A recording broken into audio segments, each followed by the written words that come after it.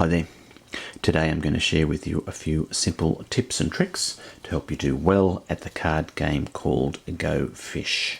And for Go Fish, everybody starts off with 7 cards. There's a pickup pile in the middle, and for this game it's just going to be myself against my opponent, but you can play with more than 2 players if you like.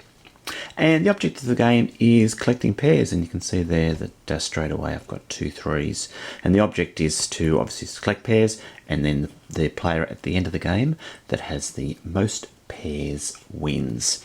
And on your turn, then you ask your opponent for a card that's in your hand, and if they have that card in their hand, they must hand over that card, and if they don't have it, they'll say go fish, and you'll pick up another card from the pile in the middle.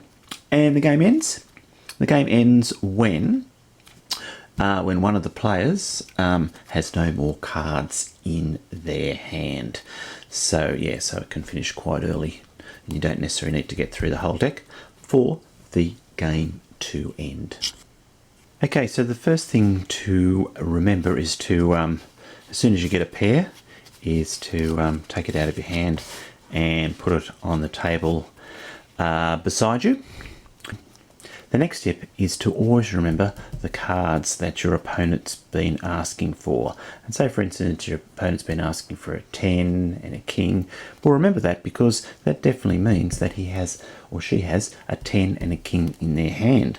And so, for instance, then you might ask for a 2 on your turn, and they'll say go fish, and then you pick up a 10, and you'll instantly remember that your opponent has a 10 in their hand, and then when it's your turn the next time, then you'll ask for that 10, and hopefully they'll still have that 10 in their hand, and they'll give you the 10 and you'll have another pair.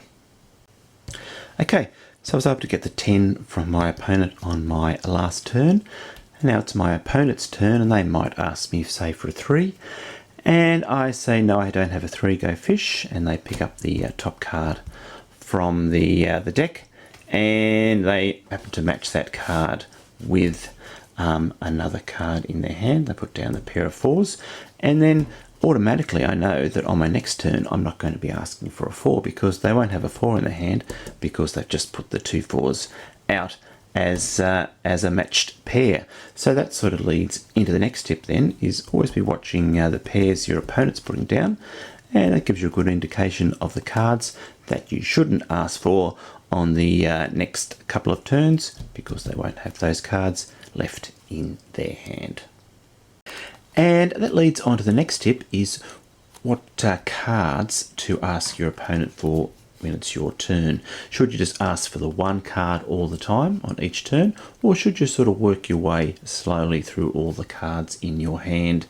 And I like to work my way through all the cards in my hand. You know, this turn I ask for a 2, the next turn I ask for an ace, the turn after that I ask for a 9, and hopefully, you know, you might get a match, a pair from your opponent on one of those cards. And the only downside of that one is that you're telling your opponent all the cards in your hand, that you've got a 2, you've got an ace, and you've got a 9. And obviously if they pick up one of those cards in the next few turns, then they're going to be asking for that card. And you'll have to hand it over. But I think that's a better strategy than just asking for just the 1 card. Say just asking for the queen, and the queen every turn, because if they never pick up the queen, then you're never going to get a card from your opponent.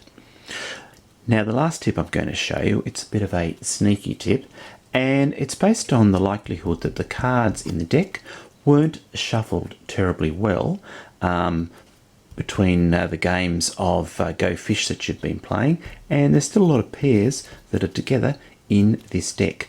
So what you should do then is the last card you've picked up on your next turn, ask for that card under the thought or the chance that that card's pair is still together in the deck. So say for instance you have a go then, and you ask for a card and they say no go fish, and you pick up a 5, they have a go, and you say no go fish, and they pick up a card, and then because you've picked up the 5 the last go, then the chances are that the 5 is next to it in the deck. So you ask your opponent, do you have a 5? And there's a reasonable chance that the last card they picked up is a 5, and then you get another matching pair. And if you have a quick look at the deck, then you can see that there's a king, there's a couple of 7s together, a couple of 5s, and you go along a bit, and there's a couple of 2s and a couple of 6s there at the end.